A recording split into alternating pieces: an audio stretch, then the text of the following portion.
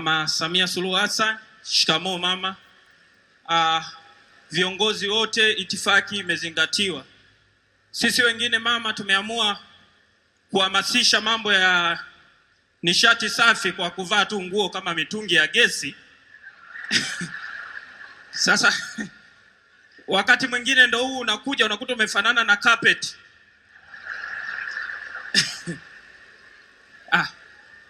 Mama, mimi nakupongeza sana Mheshimiwa Rais kwa ujasiri, kwa sababu nilikuwa nasikia tu kwamba Ikulu kule unakaa na wanyama. Unajua kukaa na, yani kuletewa mbuga nyumbani, kwa kweli ni kitu ambacho kinatisha. Ila mimi nasemaga kama mama yangu, mimi ni Mnyakyusa, mama angekuwa rais, nasemaga kabisa mama kazi nyingi angekuwa ananituma mimi. Yani hapa unatoka umefanya kazi umechoka, kesho unaamka tena kwenye ziara nyingine. Yani mama Eliud atoke kuzindua daraja, arudi alale, umuamshe, ni ugomvi ambao hauishagi. Na uraisi kwanza nafikiri unahitaji uwe upendi vitu vitamu, kwa sababu eti tubandike maharage alafu nyuma tu huko kuna mbuga, kuna mbuni, tausi, wako wamekuja uwapikie mboga za majani, kuna twiga. Mama Eliud lazima atasema we wachinjie wakina Kayemba twiga hiyo bwana.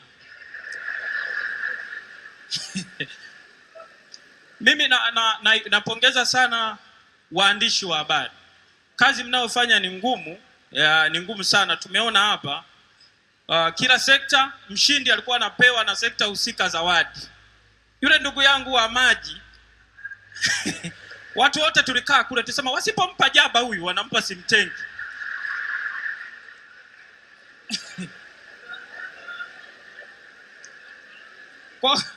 Kwa kuna sehemu unaweza ukawa unafanya kazi, ila siku wakitaka kukupongeza kukupa zawadi ni hatari.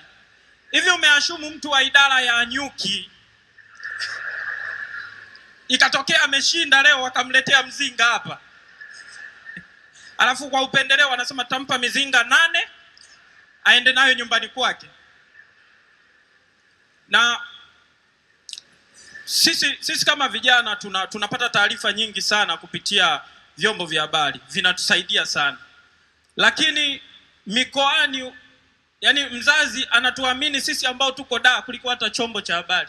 Miradi hayo anaweza akaposti kabisa kwamba hali ya hewa kesho mvua itanyesha. Mama Eliud ananipigia, mwanangu, eti baba ni kweli itanyesha?